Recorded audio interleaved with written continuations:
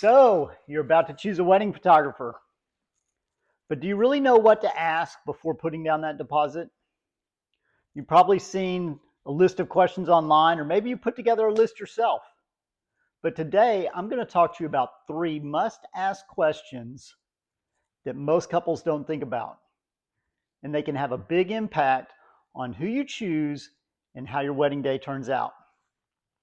I'm Royce with WalstonPhoto, and let's dive in.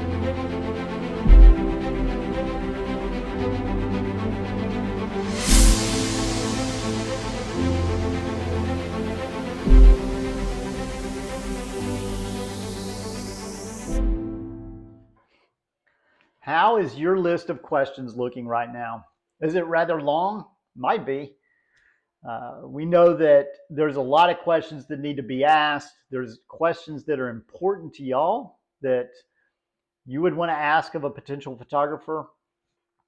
What we want to do is put the 3 questions that we feel are important out there and encourage you to add these to your list, because we feel these can make a big difference in terms of who you choose for your wedding day. One of the biggest questions is if you can see a full wedding gallery. Um, all the photographers out there look great on Instagram. Their Facebook feed is great. Their websites are phenomenal. We're probably no different. I mean, we like to put our best work out there. We want to look good, but we feel that a full wedding gallery gives you a much better idea of what you're going to get in terms of your wedding day. A lot of photographers can hit that hero shot, and that's what they show, and hey, fantastic. But you know, are the candid photos going to feel genuine? The receptions are typically in low light. Do those images still look good? Are they appealing? Are they muddy and dark or blurry? Uh, you know, is the storytelling consistent throughout the gallery, even during low-key moments? There's going to be those times where things are a little slow during the wedding in terms of, you know, a key moments not necessarily going on, and are those gaps kind of filled in with candids of interactions and connections between family and friends and guests? Probably our biggest tip here, our pro tip on this one is don't just ask to see a gallery from a venue that's similar to yours, but also similar in coverage. So if you're looking at 6 hours of coverage, that's a lot different than a 12-hour wedding day. So you want to see something similar. You know, a 6-hour coverage is probably not going to include getting ready and detail shots, that kind of thing. Whereas a 12-hour day typically will, or even an 8-hour, it just really depends. But make sure it's similar coverage too. That can make a big difference in how that gallery looks and how it fits for what you're looking for. So let's talk about what's included and the big question there. What's included in the package? That's question number 2. And what I mean by that is in terms of the deliverables like prints, album, image files, those type of items there, because every photographer is different and they deliver a variation on the final product. It's not all going to be the same, and so this is where you can really kind of separate photographers quite a bit, is just on what's being delivered, because that's going to be important to you and what you want to do with those images later on. You know, everyone assumes that they're going to get digital files. That's pretty much a given nowadays. The digital files are going to be part of the package. But are those going to be full resolution? Do you have printing rights to those? Then are they going to be delivered in an online gallery? Or are you also going to get a flash drive? You know, what's the detail there in terms of those?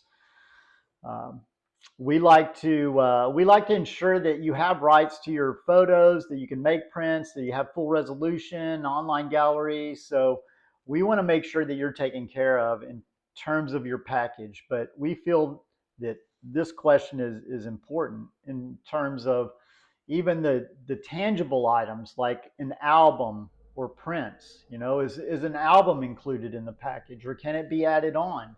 Um, are you big on prints? Is that something that you might want included in the package?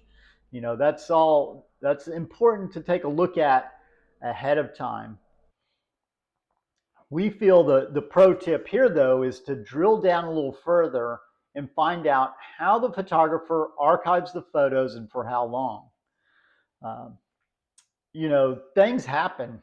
Hard drives crash, we have catastrophes, photos get lost. You know, are you going to be able to get those photos redelivered later on, years down the road? And we've had that. We've had couples come back to us years after the wedding and say, you know what, our computer crashed, we lost our hard drive, all of our photos were on there. Do you still have them? And we're like, sure do. And we can pull those up and re-deliver the photos online by flash drive, whatever they're looking for, so that they still have their wedding photos. Uh, we feel that that's really key because things do happen. The last question is, how do you approach the wedding day? So let's talk about that. Oh, this is the biggie probably, and this is already on your list, I'm sure, but we feel it's important, and that's how does the photographer approach the wedding day? Is it a candid style? Is it more directive? Is it a mix of both?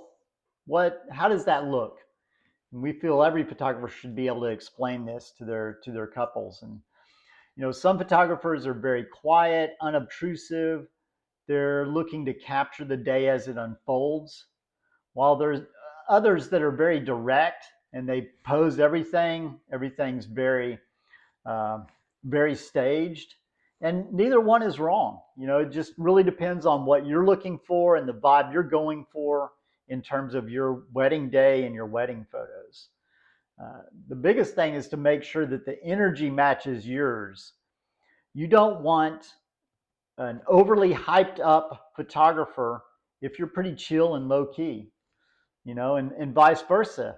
You don't want a shy, candid shooter if you're looking more for those fashion driven magazine style shots that have a lot of drama in them. We approach the wedding day with a very candid photojournalistic style. We're looking to capture those moments as they unfold. But we're not opposed to getting involved and trying to make the photo look a little better if it fits. We don't want to destroy the emotion and the feeling in that moment. We definitely want to capture that. But there's times where a little input can go a long way in terms of improving that shot. A lot of times with the posed and formal photos, this is the case. But it's not micro posing.